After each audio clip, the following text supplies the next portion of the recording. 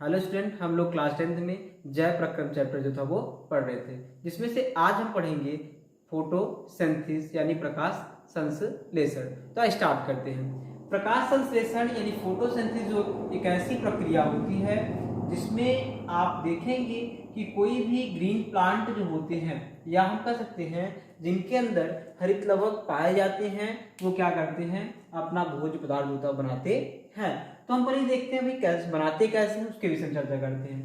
प्रकाश संश्लेषण जो होता है उसमें कोई भी प्लांट जो होता है वो कार्बन डाइऑक्साइड को लेकर के और H2O को मिला करके क्या करता है, सूर्य के प्रकाश की उपस्थिति में, किसकी उपस्थिति में, सनलाइट की उपस्थिति में, सूर्य के प्रकाश की उपस्थिति में, और क्लोरोफिल के अंदर क्या करता है, क्लोरोफिल के अंदर ये ग्लूकोज का फॉर्म करता है, यानी जो उनका भोज्य पदार्थ होता है उसे बनाता है, और इसके साथ साथ जो होती है ऑक्सीजन भी निकलती है।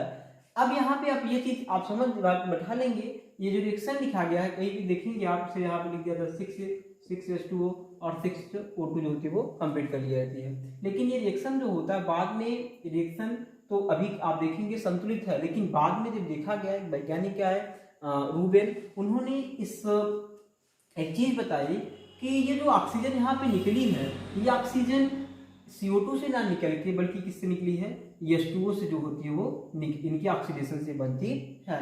तो इस रिएक्शन को जो था उसमें कुछ चेंजिंग की गई। वो चेंजिंग ये था कि यहाँ पे 6 ना हो करके 12H2O किया गया, और इसके साथ साथ अब देखेंगे कि 6H2O जो होता है वो भी फॉर्म किया जाता है। ठीक है, अब देखिए, अब भी देखेंगे तो आपका जो रिएक्शन जो होगा वो कंप्लीट ही होगा। मिला लीजिए, देखिए 6 कार्बन है, कार्बन भी 6 है, ऑक्सीजन कितना है, 12/24 है, 12 इधर हो गए, 6 कितने हो गए, 18, 18 24 हो गए, हाइड्रोजन 24, 12 12 24। ठीक है, अब भी देखिए कंप्लीट है ये। तो ये चीजें जो होती है आपको समझनी है। अब हम ये देखते हैं कि फोटोसिंथेसिस जो प्रोसेस होती है वो जनरली क्या करती है भाई, इसमें कोई भी फूड जो भी प्लांट होते हैं, ये प्लांट करते क्या है, भोज्य पदार्थ यानी ग्लूकोज को बनाते हैं, और ये बनाने के बाद जितनी इनकी आवश्यकता होती है उतनी की ये क्या करते हैं, भोज्य पदार्थ को, अपने ग्लूकोज को वो अपने कार्य के लिए लगाते हैं। बाकी जो भी इनसे बचता है या एक्स्ट्रा अमाउंट में जो होता है वो किस में कन्वर्ट करते हुए, स्टार्च में कन्वर्ट कर देते हैं। और यही स्टार्च जो होता है बाद में आप जब भी कोई भी साग सब्जी खाते हैं तो ये आपको मिलता है। आप जानते हैं कि डाइजेशन में यही स्टार्च को हम देखते हैं, आप ब्रेक करते हैं, ब्रेक करके क्या करते हैं, उससे से ग्लूकोज को प्राप्त करते हैं। ठीक है, अब हम थोड़ी सी चीज जानते हैं भाई कि ये जो हमारा CO2 है या H2O है ये हमें मिलता है या प्लांट को पिकअप कैसे करता है। तो पहले हम इसकी बात जानते हैं। H2O जो होता है आप जानते हैं कि H2O प्लांट के केस में वो मृदा से वो अपना ले लेता है। ठीक है, अब हम CO2 की बात करें। CO2 जनरली देखेंगे आप कि जब वातावरण जो होता है उससे ये लिया जाता है। कैसे ले, उसकी चर्चा कर लेते थोड़ी। इसके लिए पहले आपको ये जानना होगा कि रंध्र क्या होते हैं, स्टोमेटा क्या होते हैं। क्योंकि स्टोमेटा जब रंध्र खुलता है, ओपनिंग होती है वाष्पोत्सर्जन क्रिया के दौरान, तभी जाकर के CO2 या हम कह सकते हैं O2 की जो एनवायरमेंट में आने या जाने की जो प्रक्रिया होती है वो होती है। ठीक है, और एक चीज यहां समझ लेंगे आप, वो ये कि जैसे कहा जाता है कि दिन के समय में प्लांट जो होते हैं वो क्या करते हैं, ऑक्सीजन छोड़ते हैं, और रात के समय में ऑक्सीजन लेते हैं, कार्बन डाइऑक्साइड छोड़ते हैं। इस कॉन्सेप्ट को आप समझ लेंगे बढ़िया से कि वो चीजें है क्या रियलिटी में। तो पहले इसे जानते हैं। देखिए स्टोमेटा देखेंगे, एक ये क्या होते हैं, इसमें हिंदी में कहते हैं रंध्र। ये पत्तियों में पाए जाने वाले असंख्य छोटे छोटे छिद्र होते हैं, इसमें क्या कहते हैं, स्टोमेटा। कैसे, मान लीजिए हमारी पत्ती हो गई, इस पत्ती में देखेंगे असंख्य छोटे छोटे छिद्र जो होते हैं वो पाए जाते हैं, जिन्हें हम क्या कहते हैं, स्टोमेटा कहते हैं। अगर हम एक स्टोमेटा को निकाल के देखें बाहर उसके स्ट्रक्चर को, तो आप देखेंगे इस प्रकार से दिखेगा। एक यहां से देखेंगे आप, ये गार्ड सेल के द्वारा दोनों तरफ से वो घिरे होते हैं। ये क्या होते हैं भाई, ये गार्ड सेल है। कौन सी सेल है, गार्ड सेल, यानी रक्षक कोशिका जो होती है वो होती है। इसके अलावा देखेंगे आप, इसके ऊपर देखेंगे सब्सिडरी सेल लगी होती है, सहायक कोशिकाएं जो होती है वो लगी होती हैं। और इन्हीं रक्षक कोशिकाओं के अंदर आप देखेंगे यहाँ पे क्या पाते हैं, क्लोरोफिल जो होते हैं वो पाए जाते हैं। तो होता क्या है उसको समझते हैं हम। देखिए हम जब भी प्लांट देखेंगे, जैसे पत्ती में पानी, आप जानते हैं कि वाटर से अंदर आता रहता है, तो यहाँ होता क्या है, ये इसके अंदर जब वाटर जाता है तो इस गार्ड सेल में कुछ खास बात होती है। उसमें क्या होती है भाई, गार्ड सेल की जो आप आंतरिक झिल्ली जो देख रहे हैं इधर, अंदर वाली जो झिल्ली है, अंदर वाली झिल्ली जो होती है वो मोटी होती है। कैसी होती है भाई, मोटी होती है और नॉन इलास्टिक होती है। नॉन इलास्टिक मतलब वो तन नहीं सकती। बाहर वाली झिल्ली क्या होती है, थीन होती है, पतली होती है और इलास्टिक होती है, तनती है।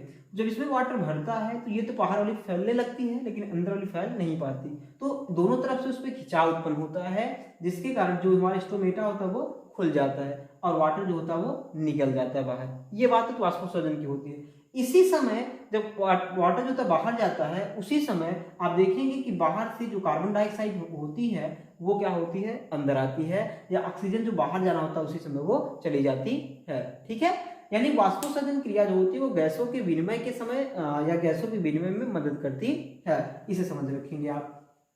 अब हम ये चीज जो अभी बात कर रहे थे कि क्या होता है कि दिन के समय जो ऑक्सीजन कही जाती है उसकी बात हम कर लेते हैं। देखिए, जनरली बातें ऐसी होती हैं कि जो हमारा प्लांट होता है, ये प्लांट में होती क्या चीजें भाई, ये ग्लूकोज बनाया जाता है और O2 जो होती है वो निकाल, ये फोटोसिंथेसिस की प्रोसेस में होता है। ये कब हो रहा है भाई, आप जानते हैं कि प्रकाश संश्लेषण जो क्रिया होगी वो सूर्य के प्रकाश की उपस्थिति में होगी, यानी इसकी उपस्थिति होगी तभी होगी। तो जब ये दिन के समय होगी, दैट मीन मान लीजिए हम कह रहे हैं एक सेल है, मीजोफिल सेल है जिसके अंदर प्रकाश संश्लेषण क्रिया चल रही है। तो यहाँ पे क्या हो रहा है कि ग्लूकोज CO2 जो होती है वो उसे चाहिए, ठीक है, दिन के समय चाहिए, यानी ग्लूकोज को बनाना है और O2 निकलती है। ठीक है, अब ये जो O2 निकल रही है, यही O2 को क्या करता है, बाहर छोड़ने लगता है। ठीक, अब दो चीजें आप समझेंगे, आगे चल के आप पढ़ेंगे कि जो श्वसन की क्रिया होती है उसमें दो प्रकार की होती है, एक होती ऑक्सी श्वसन, एक होती अनाक्सी श्वसन। ऑक्सी श्वसन यानी जो ऑक्सी श्वसन करने वाले जितने भी प्राणी होते हैं वो जनरली श्वसन क्रिया में ऑक्सीजन को ही ग्रहण करते हैं, और उसमें क्या करते हैं, वो इसमें यही करते हैं, जो हमारा ग्लूकोज होता है इसी को वो ब्रेक करते हैं, O2 के साथ ब्रेक करते हैं, CO2 बनाते हैं, कार्बन डाइऑक्साइड बनता है।